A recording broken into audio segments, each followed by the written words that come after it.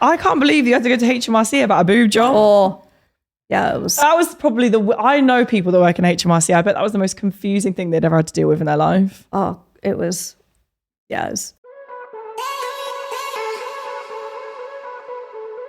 Rachel Harris is disrupting what it means to be an accountant, a business owner and an employer in 2023. She is a TEDx speaker, a content creator, an author, a business owner, and most importantly, an accountant. Rachel adds value to her audience of 30,000 followers by creating completely free, long and short form content delivering financial education. Rachel is extremely passionate about providing free financial education as the founder of Instagram account Accountant She, the founder of Strive X Accountants, and now the founder of Strive X Mortgages. So welcome to the studio, Rachel. Now I've got sidetracked with other things that I was thinking about then, like viral boob jobs. Yeah, boob jobs, Botox, and all the wonderful things that stereotypical accountants never have to deal with, but you somehow have made it like your niche and the thing that you, I guess, thrive off of. I guess it makes your job a little bit more interesting, right? 100%. I'm a 90s kid. Like, this is how I consume content, right? Like, I watched you on Love Island. Now you're a client. So I feel like it's such testament to one of the best bits about working in finance, or specifically becoming an accountant, is that you can choose who you work with. Like, you could pick any industry in the world, from Formula One all the way through to content creation and influencers, and say that's what I'm going to do. That's something they don't teach you in school when you say you want to become an accountant. Oh, I was literally told by a careers advisor not to become an accountant because it was boring. Why do I feel like careers advisors really aren't that good at their job? So why did you want to become an accountant? Because, you know, it's quite obvious you're not what I would stereotypically picture an accountant to look like. Yes, we call them the stale pale males, and they have brown carpet. And like, that's very much what I thought being an accountant was. And I guess the short answer is I did loads of those. You know, when you're at school, the careers advisors make you do like a personality test. Oh God, yeah. All of them came out as accountant. Like, if you Google ISTJ, which is basically an introvert, they tell you to become an accountant. So I'm just an introvert who's pretty good at maths. And every single thing came out and told me to become an accountant. And so I literally picked it off a list and was like, sure. Is it hard to be introverted if you're very client facing though? I also feel like I'm an introvert in disguise. And I actually more recently feel like I'm not an introvert. I actually feel like as I've grown and the business has grown, I've been surrounding myself with the wrong people. Yeah, cool. Because I was going to say, like, obviously I follow you on social media and you do not come across like an introvert at all, with all of like the pink and like, it looks very flamboyant. Yes.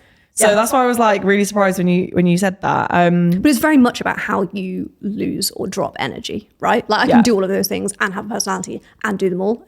Just need to sit in a dark room afterwards. We've all been there where you need to recharge that social battery. But, you know, I've did like a little bit of research on you and things. And I was really surprised to know that you didn't go to university straight away. Yeah. Because when you think about like your career path, you automatically assume that you must have gone to like some big Russell Group university at the age of 18, or that you came from a wealthy family of accountants and things like that. But for you, that's not the case at all. Not the case. No. So I really wanted to go to university. I was very bright at school, did really well at school. I was a young carer. So I'm an identical twin. Have always, literally since birth, been a carer for my sister. And so going to university was not on the cards for me. And so, yeah, I did my A-levels. I wanted to get good backing. I knew that some sort of like further education would probably be on the cards for me in the future if my personal circumstances ever changed. And so I did A-levels and then went straight from A-levels into an apprenticeship. And so I was definitely an apprenticeship baby. So started my first ever accounting exams. I was like going to night school at the same time as doing a business admin apprenticeship at my local council. And I was paid the apprenticeship minimum wage. I was paid £3.23 an hour. And so what that meant was I wasn't actually able to put 100% into my day job because I was working in pubs, clubs, nightclubs, evenings and weekends. Like, I literally used to do 9 to 5, go to night school 5 till 7, and then work from like 8 till 2 a.m, 3-4 nights of the week to be able to afford to get the bus to work. That's insane. Yeah. But like, that's not sustainable for many people, right? No, like, how long did you manage to do that for? Yeah, and this is the thing. Like, I literally did it, I think 18 months, 2 years. And then that was a huge motivation for me to just like pass my exams faster, work harder, do more. Like I was finishing apprenticeships that you're supposed to be on for like 18 months in 6 months, literally because I was so financially motivated. Like I literally used to say to the people, like, can I do it faster? Like how many exams can I take in one go? Like how can I do this as fast as possible? And it literally was, I was miserable. All of my mates went off to university. They all had like hoodies with their uni name on, and I was not in a club. Like I was going to night school and they were doing Jaeger bombs on a Tuesday night. 2 for £5. It was rubbish. Do you know what? Actually, like, there's very few people that I've actually been able to like say that I relate to that too. I mean, I was very fortunate. I wasn't on an apprenticeship minimum wage, so I didn't have to like go work in pubs and clubs. But you know, people don't realize that sacrifice that you make at 18 to do an apprenticeship. Yeah. But when you're older.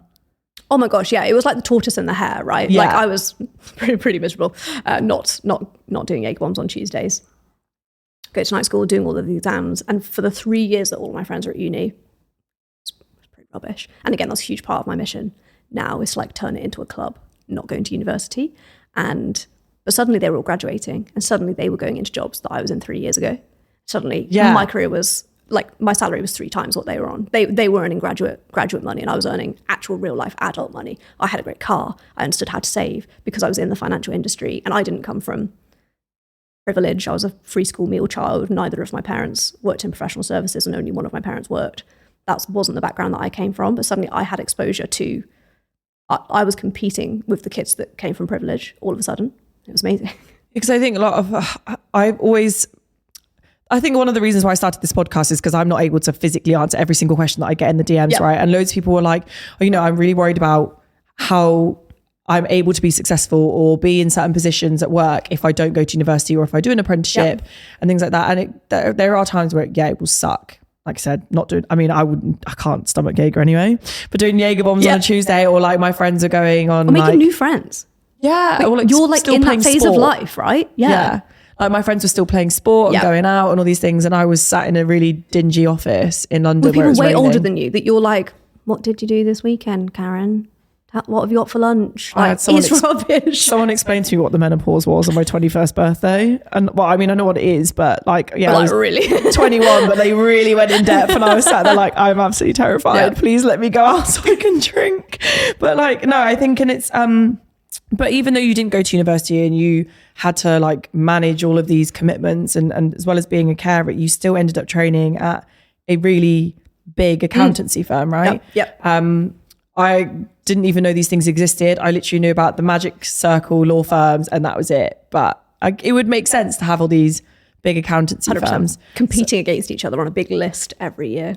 Great. I mean, it sounds right. Like it sounds self-explanatory, but how did you go from working a minimum wage apprenticeship job into ending up into like the top 75 accountancy firms? Yeah, really good question. So I tried to with every single job role. I was like collecting job titles. So I literally made it my mission from the word go. Like, can you look down my CV or even now like my LinkedIn profile and see growth and progression with every single jump up? So like I was grabbing job titles as fast as I could get them. So apprentice to junior to accountant to senior accountant. I once had the job title semi-senior. I used to get called the semi. It was awful. But I literally was like, get me the next job title, even if it's half one, I'll take that. Like, get me on it. And that led me to a top 75 practice, which is where I did the majority of my training. That's where I met my now husband. We're life partners and business partners. We run the business together. And that was a whole experience on its own. And again, the timeline and the series of events that led me to being self-employed has driven a huge amount of core values and the reason I run the practice the way I do now. I guess like, well, when you think about these big firms and the stereotypical people that are there, you also think about the young boys club.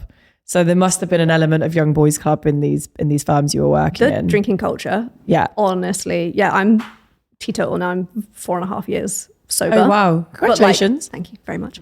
And I actually drank when I was at the top 75. Okay. And I would say the toxic drinking culture there actually played quite a huge part in me wanting to go sober. Oh, wow. It was because like, I don't do well under peer pressure. And actually for me, sobriety is a full stop. Yeah. I tried saying, oh, I'll just have one. But then it never happens. Yeah. It's not one. So for me, sobriety was a full stop that I think I needed in that sentence. But again, that toxic drinking culture is huge. And it's very, very much that's how promotions are fed up. That's how pay rises are like, that's how really key decisions are made. And so it's really difficult to navigate that in your 20s, especially if you've not gone to university, you're 3, 4, 5 years younger than anybody else that you're with. You're still trying to keep up and make the right decisions through doing that. It's really difficult. Would you say that was like the biggest challenge for you going into those firms? I think imposter syndrome was huge. The biggest thing for me in the top 75 was there was no female leadership. Okay. Like no female partners. There was one woman who was management, and no female partners. It's one of those things, isn't it? Like I always get asked all the time, why do young women not pursue careers in politics? And it's because there's no one that looks like you or is taking a path similar to you. Yeah. And you do. I firmly believe as young people, you can only be what you can see. And I literally left that firm because I couldn't see what progression looked like. And not just progression, like blow the doors off, grab that job title progression, which is very much my personality type. Yeah. And couldn't see it. Do you think that's one of the reasons why so many big firms lose such untapped talent then? Oh, yeah. And they now work for me. Well, going on to that, I was about to ask you how you grew your accountancy firm from your dining room table onto, was it a team of 18 you said now in 3 years? Yes, we just had our 18th job offer accepted, yeah. I don't know if you're obviously a better woman than me. I couldn't deal with the pressure of knowing 18 people were relying on me for their livelihoods. But like, how did you go from that dining room table to all of a sudden having this big team? So we actually have an employee waiting list. So wow, okay. I woke up this morning and just it's literally just like a Google Drive. It's nothing fancy. I'm really stingy. We have this employee waiting list, and I woke up this morning and the 99th person joined the employee waiting list. Oh wow. Yeah. So we have an employee waiting list of 99 people. How do you filter that list? It is literally a constant filtering process. So as soon as somebody joins, we're sort of like scoring them to understand where they would sit in terms of priority levels. And again, like we are accountant running a business. It's very strategic growth. It's very measurable. Yeah. Almost predictable now. Like I can measure the pipeline that's coming into the business. So on an average month, we would take in like £110,000 worth of new work every single month. That is therefore like between 2 and 3 brand new members of staff every single month. But because I can leverage that pipeline through social media, content creation, all of that, combine that with, I've got a waiting list of unhappy people at rubbish firms on the waiting list who have consumed every bit of content that I've ever put out there, from a day in the life of their colleagues all the way through to us doing TikTok Tuesdays and Fun Fridays. And they know that we go on an all-inclusive holiday to Mallorca every year. And like they understand the benefits package and they've watched this content. Most frequently asked question we get when we're interviewing is that reality? Like, is it real? I have never heard of any business having an employee waiting list. Like I'm actually like, my brain has just gone. But you did send me a video of you guys painting candles on your lunch break. Yeah. So I was like, God, can I join? Yeah. I want to paint candles on my lunch break. Yeah. I had to just sit at my desk and eat prep. Yeah. That was literally my reality. But I mean, being an award-winning employer sounds easy. But when did you know it was the right time to take on your first employee? Good question. So, and it's worth noting, our first employee, who's still with us now, joined at our dining room table. Oh, nice. And I remember saying to James, family vibes. Literally like us, the black Labrador, cat asleep on the table. And I remember saying to James, I think we need to get employers liability insurance because he's going to hurt his back, like slumping over our dining room table. Like it's not always been a vibe. And the reality is very different to what it is now. We had shed quarters. We converted our shed into an office and we had 6 of us working. Like this was during COVID as well. Our driveway looked like a car park. Like we were pretty sure like neighbours reported us to the council. It looked like we were having a party. There's just so many people. And so yeah, for us it was very, very much. So I didn't go to university. I did my accounting exams. I qualified. And then I always knew, like I always had that imposter syndrome of not going. All of these people I was comparing myself to wrongly. Now I look back, but like I was comparing myself to them. And it really felt like I missed. I think because I desperately wanted to go and the decision not to go felt outside of my control. Yeah. It was always something that was on my list. And so I went to a university and said, I didn't go to university. I am an accountant. Yeah. Would you accept my accounting qualifications in place of a degree and let me onto a master's? Would you let me do an MBA, which is a master's in business? Mm-hmm. And first of all, they said no. And I was like, can we try again? Like, can you ask can I speak to the manager, please? Like, can you just ask again? The Karen of universities. Yeah, literally, like, please, can I try again? And they said, yeah, okay, sure. If you can sit a GMAT, which is the admissions test for a master's, we'll let you in. And so I did it, passed it, got in, and then did a master's program. And so for us, the growth, the positioning, the market segmentation, the reason we create the types of content we do in certain pillars directed towards certain like target markets, that's all very, very strategic. And so for us, the scaling has been very strategic from day one. We took every single thing that we learned from being at a top 75 and internally almost franchised the business from the word go, which meant that it was just this movable object that we could scale from one-man band, dining room table. 3 years later, we're documenting the journey to hitting £1 million for the first time. Payroll bills, £500,000. Like, wow. Do you know, like it must have been really scary for that other person to like come on to work for you. He had offers from top 10. He was, so because I was an apprentice, I was an apprentice baby, I knew from day one, like apprenticeships, and again, loads of stigma and misconceptions around what an apprenticeship is. So we knew we always wanted to like fully fund everybody's training programs whilst not paying the apprenticeship minimum wage, like paying them, we pay 10% above market rate. So we always knew we wanted that embedded into the firm. And he was working in Waitrose before he started with us. And he was going to night school, he was doing AAT, and he's in his 30s. And again, I was really keen for it not to be a stereotypical. I wanted to prove to people that apprenticeships don't just mean Gen Z school leavers. They could be whatever you want it to be. And so, yeah, he walked in and he literally had offers from top 100 practices. And like, he chose us. He literally turned up in a suit and we were in hoodies and jeans on a dining room table like, you all right, mate? That would have been me on my first day as well. I'd have been like heels, tailored dress, and you guys would have been like comfy clothes. I'm like, I really missed the mark on this. I guess for those 99 people on your waiting list, what would be like the advice you would give them when it comes to like sending an application into work with you guys? We are core values driven. Okay. Very, very core values. I can teach you debits and credits. I can teach you tax rules. I can teach you how to be an accountant, but I can't teach you to be one of ours. Okay. And for us, it's very, very person-driven, person-centered. A lot of the people, because of the content we create, actually lean into us because they either have very serious anxiety, like financial anxiety, trauma. They're scared of someone knocking on the door. Maybe there's been like some sort of literally financial trauma in their life. Or they sit somewhere on a neurodivergent spectrum. Like, because we create content in the places that we do, we attract people who are doing non-stereotypical jobs. Okay, yeah. But taxes don't discriminate. Everybody has to do a tax return from, we've got clients who won Bake Off all the way through to our local village beekeeper. Like, we don't specialize. It's core values driven inwards, but also internally as well. And so if you're on the waiting list, if you're looking for a job in 2023 to be an accountant, it's so much more soft skill focused. I want to know, can you sit in front of a client who you have followed on Instagram and not be weird? Like, just make them feel really comfortable, make them feel like we see inside people's businesses in a way that very often they don't even let their friends and family inside. It's so intimate. And so making sure that people feel comfortable, they trust you, you're communicating with them in a way that makes sense. Like, if your inbox is a hot mess, I'm not going to email you, you know? Yeah, well, that's fair enough. It is a hot mess. And so it's so much more about soft skills, and that's it for us.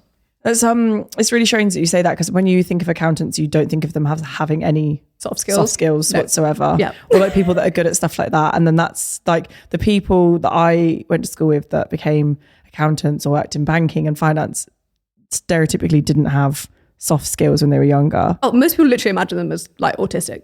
Yeah. Like, they just want to sit behind a computer and not talk to anyone all day. I mean, to be fair, sometimes that does sound like the dream. Bliss. Yeah. I would sit there with earphones in and just be like, please, no one speak to me. And I was never good at maths, despite the stereotype. It was never in my plan. But I was going to say, I was like, was that tips for clients, or was that tips for your employees then? Because do you also need, can you be selective with your clients now that you get so many? So when a client accepts a proposal, they also accept core values. Okay. So that's very much us just being like, this is the way that we work. And one of the best bits about being self-employed is that you get to choose who you work with too, right? Yeah. And it's your opportunity to drive your values up and down the supply chain. And so if you've had an experience with an accountant that wasn't great, like, spend your money somewhere else. Spend it somewhere that you're like, if I'm going to have to pay money to get my tax return done, I want to spend it somewhere where like this ecosystem makes me feel really good. And I know that you treat your team really well, and I know that they're happy and I love them, and I'm building really sustainable long-term relationships with them. There are certain things in business that you have to spend money on. For a lot of people, accounting is one of them. And it's basically my job to make sure that you understand the value proposition, that you understand how I treat the team, and that you understand that every single person that you speak to is not only insanely qualified and a great person, but also happy, well, safe, and financially looked after inside and outside of work. I say that like I don't actually know. Like I didn't read my own proposal. Like I should have already known that, to be fair. But I guess when you were saying about how in 3 years you're about to come up to £1 million turnover, you're still in your 20s, right? Yeah. That must be like terrifying to know that there's that much money like coming in and out. And I mean, if you're an accountant, I always find accountants aren't necessarily good at managing their own money. Or oh, okay. we're like two accountants married to each other who also run a business. We are like, is it hard to like live and work and be married to somebody all of the time? Like you're with each other 24/7. It's literally the best thing in the world ever. I find it like there are two types of couples it's Marmite. in the world. It's definitely Marmite. And some people say like, oh, I could never do it. And I'm like, well, I do actually like my husband. So that's probably the difference, Karen. That's probably why I said that, oh, I couldn't do it, because I actually don't have a husband. Yeah. So like, but like, I know I have friends that like live and work together and stuff. And I'm always like, but that must be a challenge in itself, because how do you keep personal things personal and professional things professional? I guess for us as well, because we met at work. Okay. We've almost always had some sort of like overlap, and we've sort of had to have like really, really good boundaries. Mm-hmm. But it really makes it long term. You're building something that's yours. It's very, very much one of the best bits about being self-employed is that you can't sell a job, and you can't pass a job down to your children. Sell a business, pass a business down to your children. And when you're sharing that with someone that you love, that wealth, that tangible thing that you're building is for both of you. And it almost removes a lot of the sacrifice. I actually can't imagine doing it without my husband, because I'm not actually sure I'd have one. Like I am so driven. I work almost toxic amounts, and actually that's for us. But if I didn't work with him, I feel like that would breed other things. Oh, when you put it like that, it sounds really sweet and romantic. And I'm kind of like, oh, why am I such a like toxic? Like, no, nobody speaks to me. My job is for me. Like, stay away from everything I do. But I mean, like, you know, you've come from an apprenticeship, and we had never taught about finances in school. I did an economics A-level, apart from some weird bell curve, couldn't tell you anything else. Yep. And how we worked out the economics of a country by the price of a Big Mac. Yeah. That's the only thing I can tell you about numbers and finance. So like, why is it that you don't think we're taught these actual life skills when it comes to money in schools? My short answer is I'm really, really working on it. So because female representation and lack of it was a really strong part of my journey, I am now a director and trustee of AAT, which is the governing body for accountants in the UK. And again, that you can be what you can see is really important. I was the youngest ever person to do that. And I feel like that's very similar to a lot of the things that you've done. And I feel like you do it and you don't mind being the first, in the hope that you won't be the last. And this year, there was like record numbers of submissions for people coming into the program to also do the same thing. And within AAT, there's a lot of government lobbying to get this stuff taught at school. And we've taken on 700 clients. Up until today's day, I have onboarded every single one of them. So I've spoken to a lot more than 700. We don't have a 100% acceptance rate. Nearly every single person I've spoken to in the last 3 years has mentioned a feeling or an emotion before they've ever mentioned a number. We as British people do not talk about numbers. We don't talk about finances. And that's because it's not taught in the curriculum. So we're taught that either it's not relevant or that it's so awful. We're just not talking about it. Yeah. And so even pay matrices. So one of my biggest icks about the top 75 was very inconsistent pricing on gender, on whether or not you went to university. Even if someone had a degree in like geography, they would get more. They'd be on more than you. Managers, based on age, were paid less. Love that. And so we have a completely transparent pay matrix. And so our own internal payroll team do our payroll. Every single person could literally, by going down qualification and experience, work out how much every other person in the company is on. It's one of my proudest achievements, because that's where we remove all of that stuff, is by saying, look at this. We onboard people and we show them our P&L. because we're about to hit £1 million turnover. Yeah.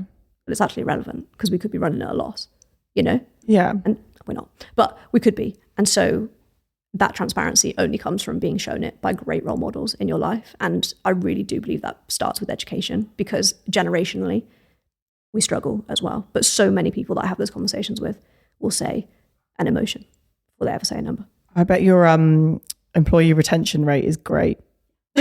So from our employee waiting list, we have a 100%.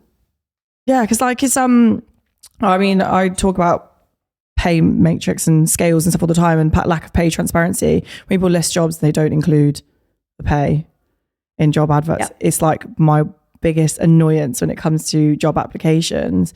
And like, even in the finance market's roles, changed as well. Like, it's a candidate-driven market. I wouldn't waste my time applying for a job if it didn't have a salary. Move on, next. I have openly told employers that, and funny enough, they don't take very well to it. Because LinkedIn did not like you. I remember that. Yeah. Whoops, my bad. What from the TikTok? Yeah. Because it went mad on LinkedIn as well. Did it? Yeah. I did not see that. For anyone that doesn't know, I did Talk 20s 2 years ago. Yeah. And wasn't one of your most viral TikToks ever? Yeah, it was. Like, I had 1.5 million views on TikTok, and people were seething and foaming at the mouth that I thought it was not rude to discuss pay between employees or like creatives or whatever. So you knew that you weren't underselling yourself. And I think it was beneficial for women, people of colour, people from disabilities, like the LGBT, and people were fuming. Funny enough, the people that were most fuming were men. I literally just wrote an article for a magazine which was about why Gen Zs make great employees. All the men in the comment section. There's a lot of TikToks on it as well about Gen Z, having Gen Z employees and then being like, but being very good at setting work-life balance boundaries. And like when people be like, I've got a really good development opportunity for you. And they'll be like, are you going to pay me for it? Yeah. Then I'm not going to do it. And I love watching those, because I think I wish I was like that when I was younger. Because I used to be such a yes man, which is weird. You would not believe it now talking to me. That I was like literally the biggest yes man. But like, you know, what is because we're not taught it in schools, there's so many misconceptions about what it's like to be self-employed. Mm-hmm. Parents didn't want me to do it because they didn't think I could get a mortgage. There was a whole thing about like, you know, paying in your pension and job security. I don't think there's any such thing as job security in 2023. And if you can make it for yourself, then why not? But why is there so many misconceptions about how self-employed people can't have the same access to finances that employed people can have?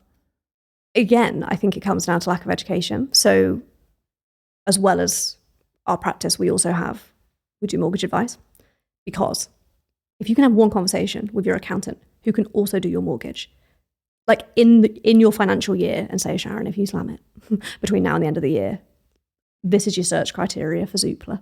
That's all you want as a self-employed person, right? That's the only sentence I want to hear. Yeah, it's like, and that is the only, and I think for a really long time, lots of people have built financial services up to be this massive thing that's really unattainable and inapproachable, whether it's for me as a young person trying to decide my career or somebody as a consumer that needs to do it. And that's why we're dominating the market. I listened to the episode that you did with your manager about being a HLD girl. And I was like, that's what I want people to say about me. I literally want the best and most creative talent in the industry to say, she's my accountant. Because we're breaking it down. It's pink, it's approachable, it's friendly. It's like using actual words, not scary words like dividends and corporation tax. And it's making it feel really approachable. And one of the biggest things for us was, how can we bring in more and more and more financial services to make sure that these people are having one conversation with one person that they know, like, and trust, and getting every single need met. And the reality is that so many professional services have been like this for so long. People don't talk to each other. Accountants aren't saying, how can we bring all of this in and make it this really holistic, person-centered service? It's almost been like an attitude problem within the financial services sector itself. Do you know what? When I said to people that my accountant was coming on my podcast, they were like, really? Good one. They were like, what? Or when I said, oh yeah, I'm going for dinner with my accountant afterwards, they were like, is that supposed to be some sort of euphemism? I was like, no, like, do people not do this? But then that's what I mean about you guys, you changing stereotypes. Because I think, you know, when it comes to big things like that, I get anxiety because it's a lot. And like, because I wasn't taught it and I wasn't taught, like no one else taught me it. How am I supposed to manage it? And then when I saw your viral TikTok clip, which probably also riled a lot of men up, about people getting their boob jobs, was it tax deductible? Yeah. Still my favorite clip to this day. That's how I actually found you. It was wild. So what did you think? I'm really interested. What did you think when you saw it? I get it. And I don't even think I understand it because of what I do now. I think I got it because it's part of their job. The same way that, if you'd paid for a qualification, like if you paid for your AAT and you were a self-employed accountant, that's tax deductible, right? Same way if I was a taxi driver, my taxi is tax deductible. Yeah. OnlyFans content creators and boobs just make sense. It does make sense. And this was the thing, right? And I think it was scary. It was really scary, especially when you've worked so hard and like this is very, very much, we don't specialize in the type of clients that we work with. We don't exclusively have a portfolio of OnlyFans creators. And so like, it was scary to go viral for like such and people had so many opinions on it. And it was we knew that hook would go viral. Yeah. Like me and Gabby went for lunch before we recorded the podcast and she said like, can we talk about it? And so we very much knew it had the potential to go viral before we even spoke about it. And so it was very, very scary. And I think what a lot of people didn't see is, as an accountant, we have scaled really rapidly. I do have a great team. I'm also a great accountant. And I'd never, ever risk that. And so what people don't see behind the scenes is we literally had the internal standards team of our governing body investigate and do a start to finish audit of that tax return before we ever spoke about it publicly. We were speaking to the PR team and the press team of ACCA and AAT to say, can we speak about this publicly?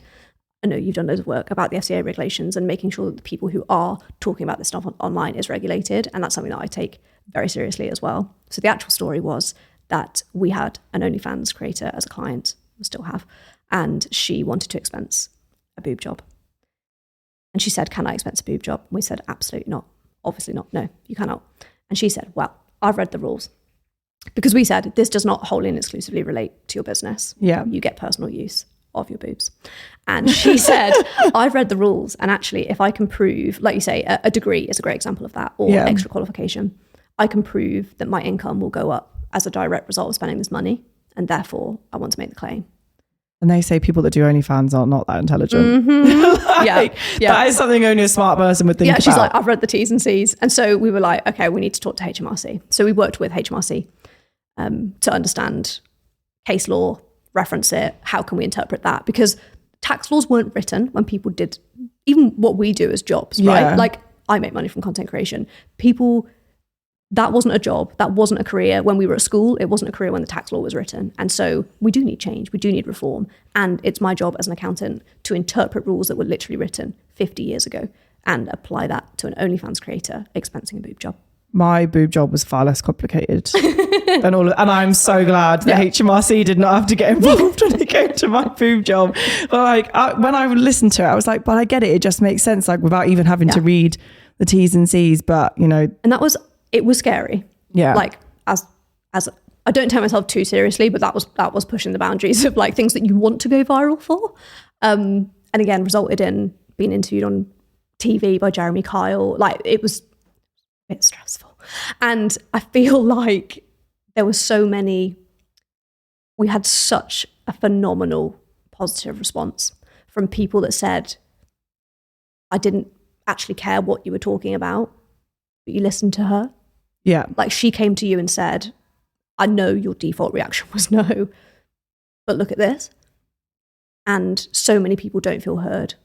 So many people who do OnlyFans work or even content creation. Like imagine if you were an ASMR slime content creator, would you walk into an accountancy practice with a brown carpet and say, this is what I do for a living?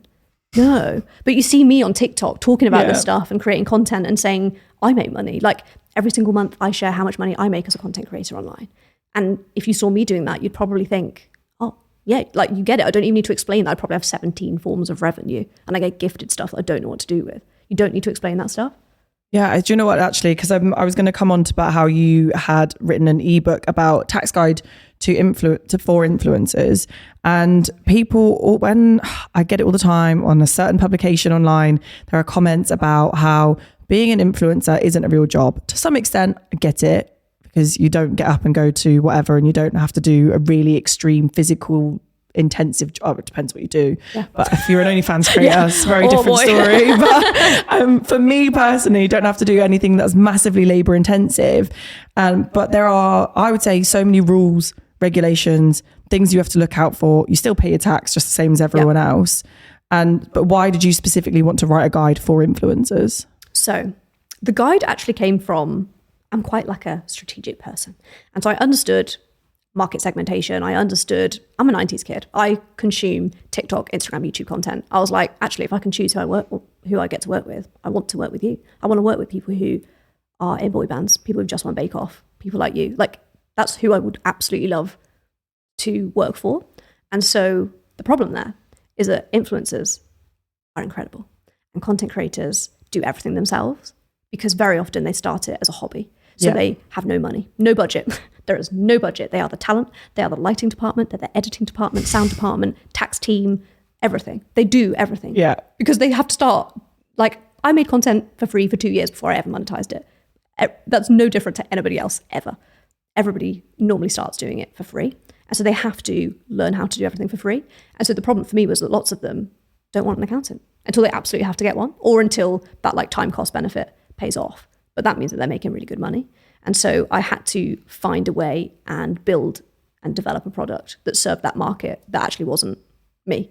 And for me, that was the tax guide for influencers. And so since then, we've taken on huge content creation agencies who literally gift it to their talent as part of their welcome package, because they're like, again, the episode that you did with your manager, people aren't taught it, people aren't talking about it. And actually, if we're able to build strategic relationships with management agencies that say, we'll take you on.